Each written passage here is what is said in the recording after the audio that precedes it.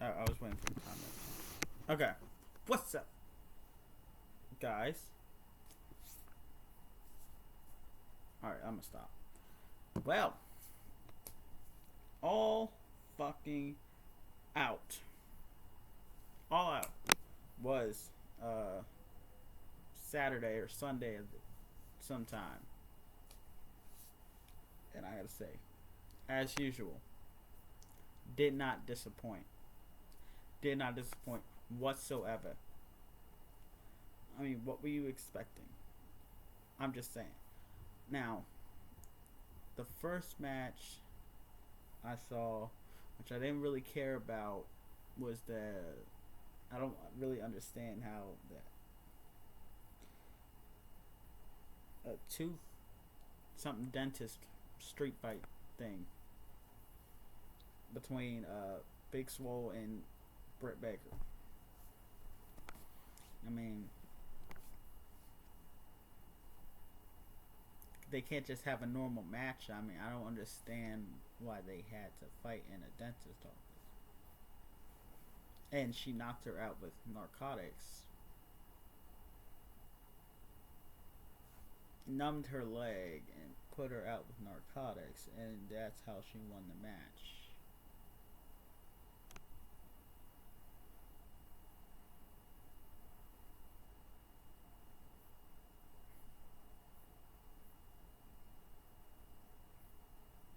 I hate to say this.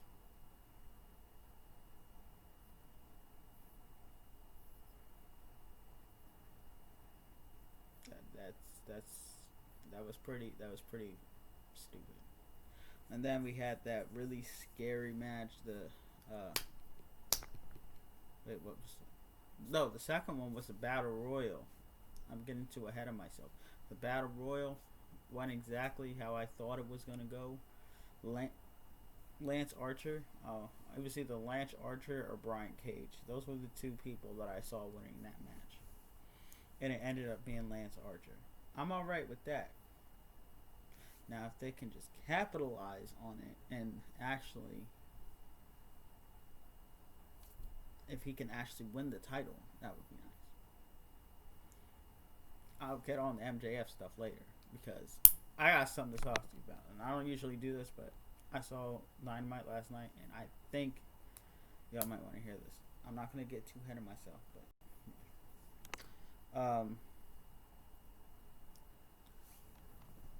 like a goose egg or something. Oh man! All right. Anyway, the Matt Hardy Sammy Guevara match put both men out of action. There was one moment where it was like a really scary fall that happened with Matt Hardy, and I guess he like wasn't something happened that wasn't supposed to happen, and he fell on his head from like maybe at least 10 feet in the air, and hit the back of his head on the concrete, and it knocked him out for a little bit.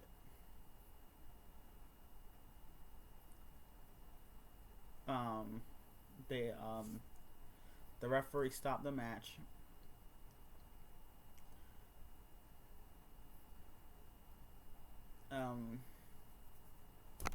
Yeah. And then he, of course, he goes back and he tries to fight him some more. Then they continue the match, which I think it was kind of stupid to do. And Matt Hardy ends up actually winning the match. And Matt Hardy goes on Wednesday, and as if nothing happened, and says that he's going to make a full recovery. But yet Sammy Guevara is out of action because he's injured. Yeah, that just proves that Matt Hardy. I don't even think he's human sometimes. I question his humanity. He and his brother. Really.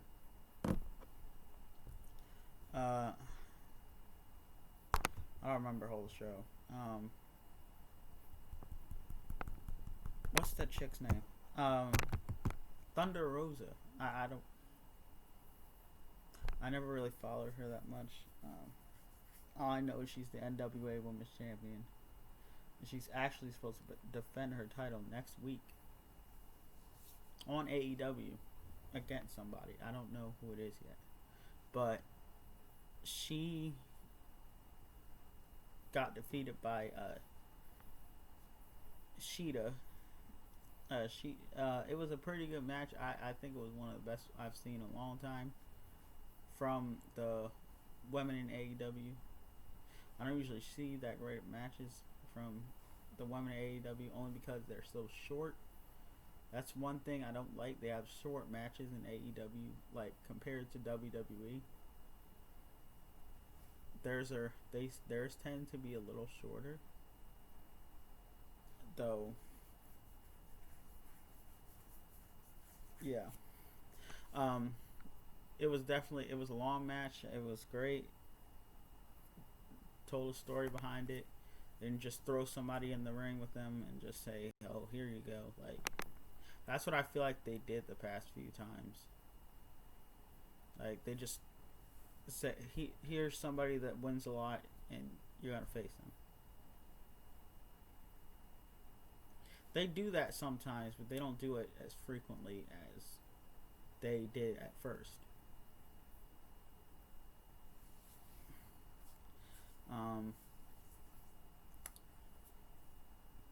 Tag team championships. Again, they were just gonna put it on them because, what's the point? They put it on them so Kenny Omega and Adam Page can have their feud that they were gonna have, because people have been speculating lately that Adam Page is gonna turn heel, and so at the end of the match, Kenny Omega is hesitating to hit Adam Page with a table, and then he walks out. Like, I can tell that one of the members of the Elite are going to turn heel. I don't know for sure right now who it is, but somebody's turning heel. Either the Young Bucks, Kenny Omega, or Adam Page. One of them are turning heel. That's all I'm going to say about that. That's what I feel.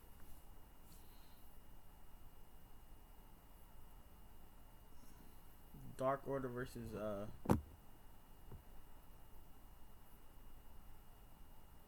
I forgot who was in it. I know Dustin Rhodes and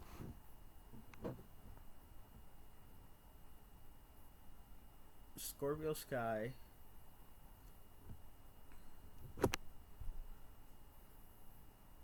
Matt Cardona. Who's the black?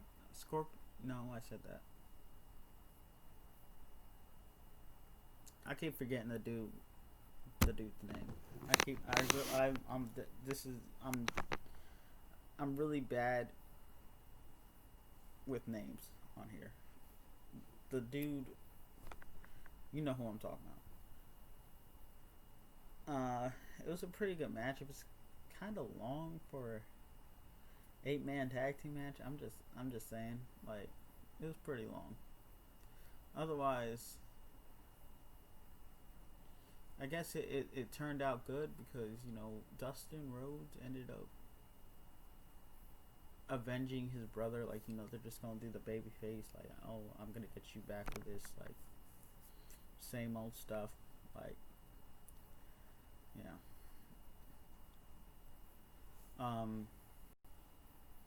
because Brody Lee allegedly put Cody out of action with an injury, allegedly, and, well, obviously a storyline, but he ended up getting the pin for the team, and he then got TNT Championship opportunity, and we all know how that went.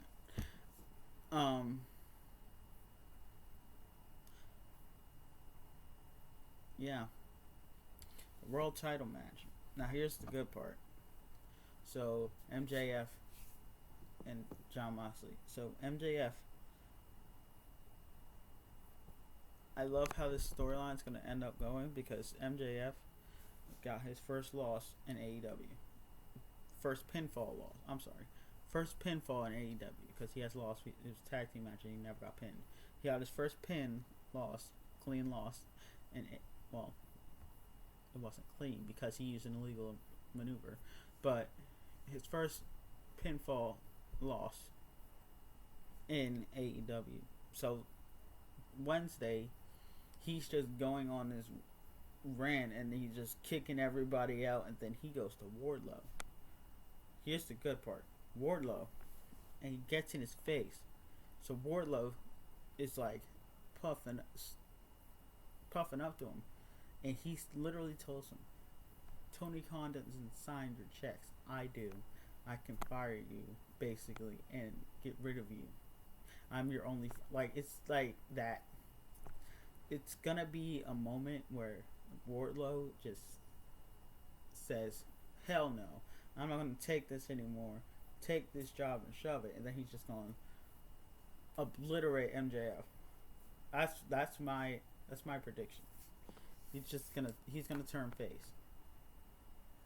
And he may end up being a world champion.